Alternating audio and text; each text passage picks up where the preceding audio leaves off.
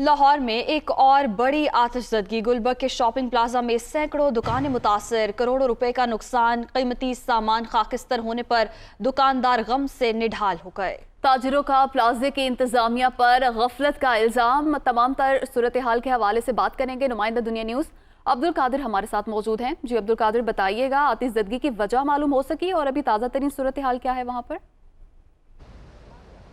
आज बिल्कुल ताज़ा तरीन सूरत हाल ये है कि अभी भी यहाँ पे रेस्क्यू 1122 के फायर फाइटर्स जो है वो आग बुझाने के लिए जो है वो कोशिशें कर रहे हैं, क्योंकि कूलिंग के अमल के दौरान एक बार फिर जो है प्लाजे में आग लग गई थी। क्योंकि प्लाजे में 407 दुकानें बताई जाती हैं, जिसमें से 300 दुकानें जो है फ़ाल थी।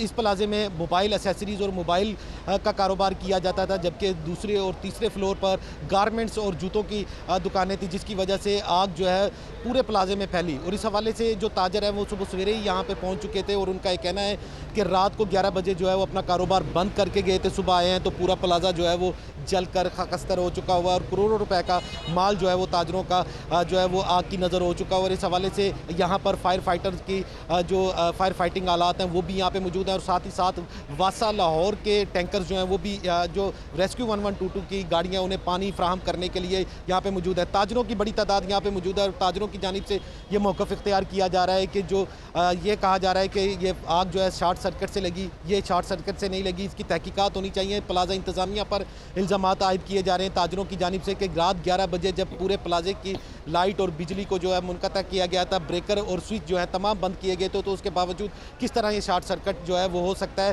ताहम इस हवाले से जो फायर फाइटर या रेस्क्यू एहलकार हैं उनकी जानिब से ये मौक़िफ़ इख्तियार किया जा रहा है कि जब तक आग पर मुकम्मल तौर पर काबू नहीं पाया जा सकता और प्लाजे का मुआयना नहीं किया जा सकता, तब तक जो है वो हतमी वजह बताना जो है वो कबल अज़ वक्त होगा। क्योंकि अभी भी जो अंदर 407 दुकानें उनमें कहीं जो है कहीं ना कहीं आग जो है वो भड़क उठती है, जिसकी वजह से जो फायर फाइटर हैं वो प्लाजे के दोनों अतराफ से जो फायर फाइटिंग का अमल कर रहे हैं। और अभी भी प्लाजे से धुएँ के अखराज का सिलसिला जो है वो जारी है। जब तक कूलिंग का अमल मुकम्मल नहीं हो जाता तब तक प्लाजे के अंदर किसी भी ताजर या किसी भी रेस्क्यू एहलकार को जाने की इजाज़त नहीं दी जा रही। क्योंकि रात 12 बजे से लगने वाली आग जो है वो तकरीबन 10 घंटे का वक्त गुजरने के बावजूद इस पर मुकम्मल तौर पर काबू नहीं पाया जा सका है। ताजरों की बड़ी तादाद जो है वो यहाँ पे गुलबर्ग के इलाके में मुकम्मल तौर पर काबू आग पर नहीं पाया जा सका है। अब्दुल कादिर, बहुत शुक्रिया आपका।